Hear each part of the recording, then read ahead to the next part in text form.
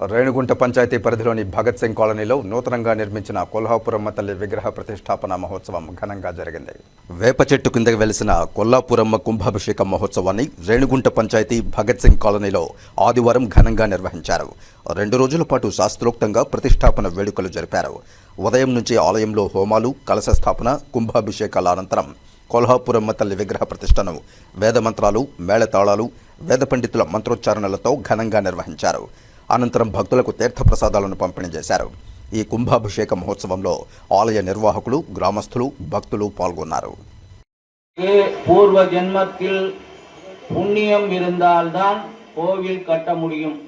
அந்த அனுகிரகம் இந்த குடும்பத்தாருக்கு மற்றும் இந்த வாழ் பகுதி மக்கள் அனைவருக்கும் கிடைத்துள்ளதால் இந்த சோலாபுரி அம்மன்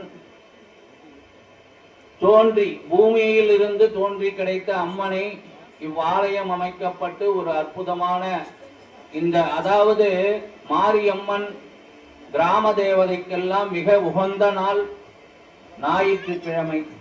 ஞாயிற்றுக்கிழமையில் தான் ஊரில் திருவிழா செய்வார்கள். கிராமத்தில் கிராம தேவதை என்று சொல்லக்கூடியது அம்மன் வழிபாடு தான் கிராமத்தில் மார்கழி மாதம், ஆடி மாதம், தை மாதம், சித்திரை மாதங்களில் ஞாயிற்றுக்கிழமையில் விசேஷமாக செய்வார்கள். அதே போல் ஒரு அற்புதமான இந்த தை மாதத்தில் ஒரு ஞாயிற்றுக்கிழமையில் வேப்ப மரத்து அடியில் ஒரு அம்மனுக்கு ஸ்தல விருட்சம், அம்மனுடைய ஒவ்வொரு சாமிக்கும் ஒவ்வொரு மரம், அதாவது ஸ்தல விருட்சம் என்று சொல்வார்கள். மாரியம்மனுக்கு நோய் நீக்கக்கூடிய அம்மன், அதனுடைய அடிப்படையில் தான் இந்த வேப்பை மரத்தை நாம் வழிபாடு செய்கிறோம். வேப்ப மரத்தில் வழிபாடு செய்தால் நோய் எல்லாம் நீங்கிவிடும். அதனால்தான் மாரியம்மனை வழிபாடு செய்கின்ற பொழுது நம்மளுடைய உடலில் இருக்கின்ற அனைத்து விதமான நோய்களும் நீங்கி நல்லருள் கிடைக்கும் என்பது ஐதீகம்.